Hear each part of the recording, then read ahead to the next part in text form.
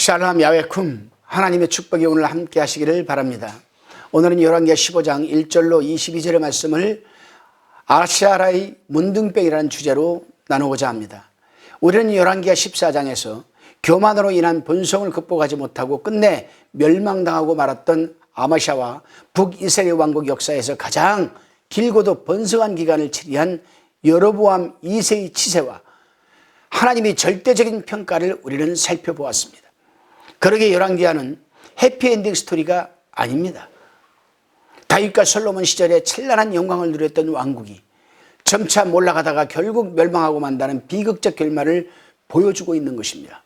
그렇다면 하나님께서 열왕기서를 통해 우리에게 전하시고자 하는 메시지는 무엇일까? 여러분은 무엇이라고 생각합니까? 그것은 이방인들의 손에서 잃어버린 나라를 되찾고자 하는 애국심을 고취시키고자 하는 것도 아닙니다. 이스라엘 왕국이 화려했던 과거에 대한 향수는 더더욱 아니라 남유다와 북이스라엘을 통치했던 왕들이 면면을 기술하면서 빠지지 않는 부분은 그 왕들이 어떠한 업적을 남기고 어떤 문화를 일구었느냐도 절대 아닙니다. 그것은 바로 하나님 보시기에 그 행실이 어떠했느냐라는 사실입니다. 본문 1절로 4절의 말씀을 나눠보겠습니다. 평가를 하는 데 있어서는 두 가지가 있습니다. 하나는 사람들이 살아가면서 외적으로만 보고 판단하는 평가는 상대적인 평가라고 할 수가 있습니다. 그 상대적인 평가를 기준으로 우리는 살아가고 있을지도 모릅니다. 다음은 절대적인 평가가 있습니다. 사람의 중심을 보고 평가하는 절대적인 이 평가가 바로 하나님이 하시는 절대적인 평가입니다. 하나님께서는 인간들과 달리 사람의 외모를 보시지 않고 인간의 중심을 보고 하나님을 평가하십니다. 이스라엘의 역대 왕들이 자신의 지세 동안 하나님 앞에서 어떻게 행하였는가라는 점에서 절대적인 평가를 기록하고 있는 것입니다. 아마도 우리가 하나님 앞에 갔을 때 반드시 이 절대적인 평가를 기준으로 우리에게 상급과 심판이 주어질 것입니다. 그런 차원에서 하나님께서는 오늘도 살아가는 우리에게도 주는 의미가 적지 않습니다. 요즘 우리나라 정치계를 바라보면 답답합니다. 집권 세력이 된 정치인들이 쉽게 이 빠지는 유혹, 죄짓는 부분, 자신이 임기 동안 뭔가 눈에 보이는 치적을 남겨야 되겠다는 욕심, 그래서 가시적인 성과를 거두기 위해 무리한 정책이나 제도를 추진하는 경우를 우리는 요즘 지켜보고 있습니다. 국민들이 피땀 흘려내는 세금으로 정책을 펼치면서도 책임감 없이 펑펑 쓰다가 1년, 2년 뒤에는 수십억이 빚더미에 올라가고 맙니다. 나랏빚이죠. 백성들에게 수조 원, 수십조 원을 거두가면서도 나랏빚은 점점 늘어납니다. 그렇게 10년 내에 100년 대계 같은 중장기적인 안목이나 마스터 플랜 없이 짧은 임기 동안 자신의 공적을 부각시키기 위해 애를 쓰는 모습은 국민들의 입장에서는 참 씁쓸하다 못해 괘씸하기까지도 합니다. 그러한 정치인들이 진정 이 나라와 국민들을 사랑하는가에 의문이 들지 않을 수가 없는 것 아니겠습니까? 정치인들이 이러하다면 우리 개인은 어떻겠습니까? 하나님께서 우리 각자에게 주신 삶을 사는 동안에 우리는 이 땅에서 무엇을 남겨야 하겠습니까? 한번 생각해 보셨습니까? 우리가 이 땅에 있는 동안 꼭 남겨야겠다고 하는 것이 하나님 앞에서는 어떠한 평가로 남겠습니까? 분명 절대적인 평가로 남겨야 될 것은 자명한 일입니다. 잠깐 제가 이 부분에서 제 가족 소개를 한번 하겠습니다. 지금은 다 고인이 되셔서 천국 가 계시는 분들입니다만 제 할머님과 어머님은 소천하셔서 하늘나라에서 계시지만 지금까지 제 인생을 살아오면서 할머님과 어머님으로부터 물려받은 가장 값진 유산이 있었습니다. 그 유산은 뭡니까? 바로 믿음과 신앙이었습니다. 제 할머님과 어머님께서는 하나님을 경외하고 교회를 사랑하고 자녀들을 사랑하시는 분이셨습니다. 특히나 어머니께서 보여주신 신앙은 지금까지도 그러했지만 앞으로도 제 인생을 세우는 가장 소중한 밑거름이 되지 않겠습니까? 유다 왕국의 왕들이 대체로 신앙을 유산으로 물려주었는데 이스라엘 왕국의 왕들은 한결같이 여로보암의 죄에서 떠나지 않았습니다. 본문 8절로 9절의 말씀입니다.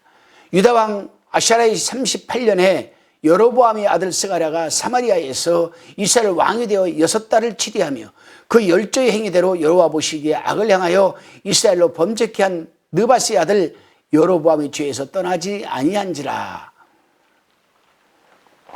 지금 하나님께서는 절대적인 평가로 말씀하셨습니다. 이 구절은 북이스라엘 왕들에 대한 하나님의 절대적인 평가라고 말씀드렸습니다. 열왕기 기자는 통치권자들의 이러한 죄악이 결국 왕국의 혼란과 분열 그리고 멸망의 원인이 되었음을 지금 밝히고 있습니다. 북이스라엘 14번째 왕인 스가랴는 집권기간이 6개월밖에 되지 않았습니다. 그리고는 15번째 왕이 된 샬룸에 의해 척살당했습니다. 그것도 백성들 보는 앞에서 공개적으로 죽임을 당한 것입니다.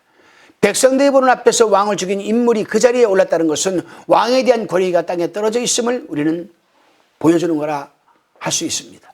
왕에 대한 권위가 이 정도라면 일반 백성들의 민심은 얼마나 더 피폐하고 혼란스러워져 있었겠습니까? 당시에 스가랴를 척살하고 왕위에 오른 샬룸 왕은 더 비참한 종말을 맞이했습니다. 왕위에 오른 지 한 달 만에 그는 므나헴에게 살해당합니다.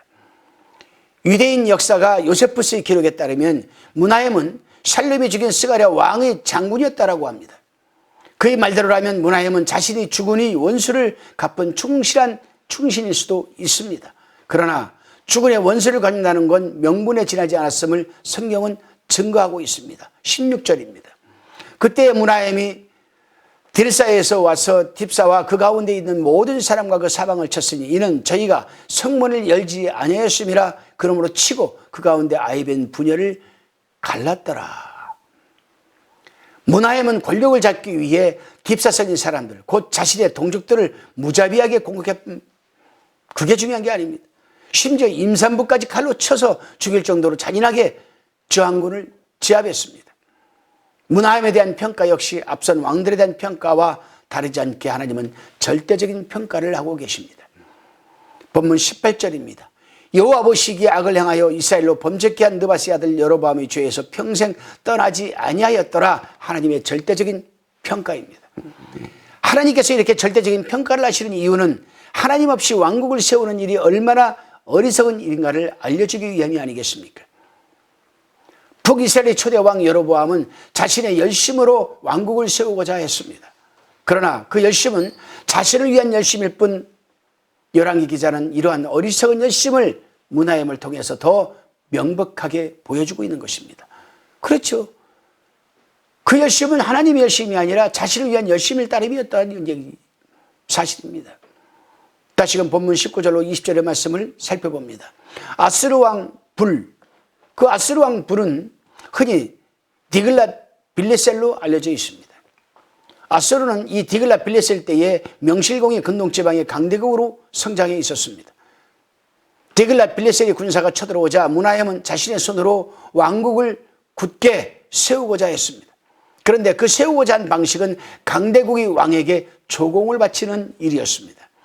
그리고 그 조공 액수는 나라 안에 있는 부자들이 재산을 강제로 빼앗아 조달했습니다.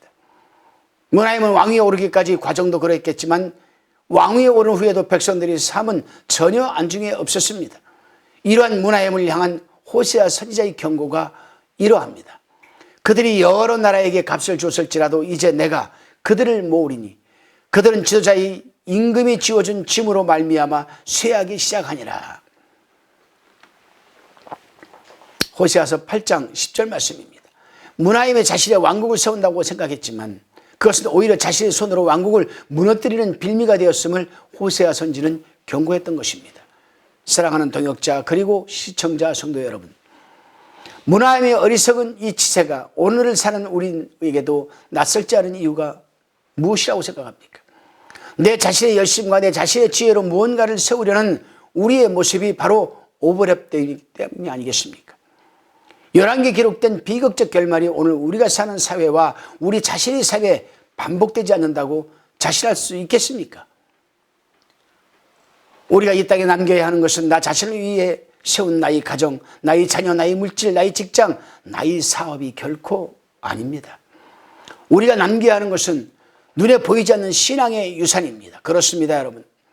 우리의 삶이 지나간 자리에 하나님의 사랑과 사람, 그리고 사랑의 자국을 남길 수 있다면 우리의 삶은 어느 구랑이 삶보다 존귀할 것이며 하나님 앞에 절대적인 평가로 남게 된다는 사실을 잊지 마시기를 부탁드립니다.